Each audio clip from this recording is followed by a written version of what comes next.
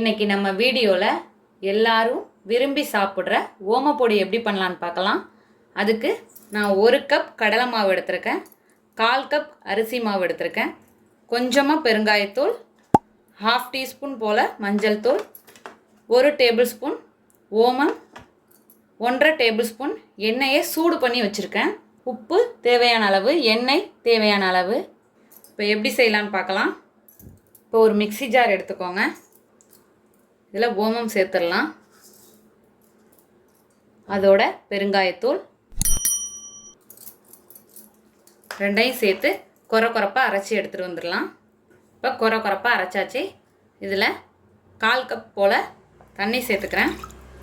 தண்ணி சேர்த்து அதை மிக்ஸ் பண்ணுறதுக்காக ஒரு அடி அடித்து எடுத்துகிட்டு வந்துடுவோம் மிக்சியில். இப்போ சும்மா ஒரு பல்ஸ் விட்டு அரைச்சி எடுத்துகிட்டு வந்தாச்சு. இதை வடிகட்டிடலாம்.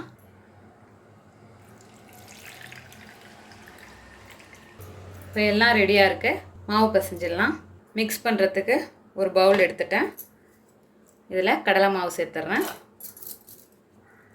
அரிசி மாவு, மஞ்சள் தூள்,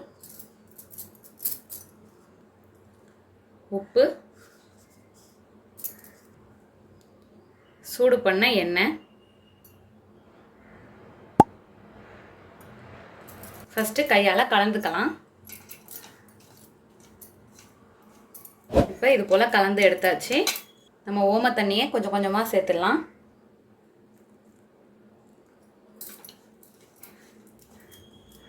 ரொம்ப கெட்டியாக இல்லாமல், ரொம்ப கெட்டியாகவும் இல்லாமல், ரொம்ப தண்ணியாகவும் இல்லாமல் மாவு பிசைஞ்சிக்கணும். நான் கலந்த தண்ணி கரெக்டாக இருந்துச்சு. பாருங்கள், இப்படி இருக்கணும்.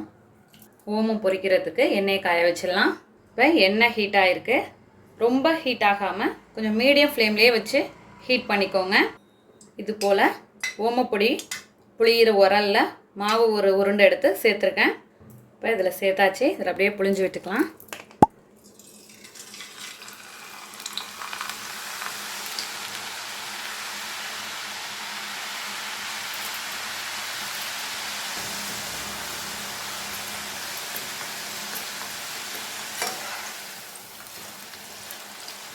பரட்டி விட்டுக்கோங்க. அந்த பொங்கி சொர படங்கினோன்னா அப்படியே பரட்டி விட்டுக்கலாம். இப்போ அந்த பபிள்ஸ்லாம் அடங்கிடும். இப்போ அரிச்சு எடுத்துடலாம்.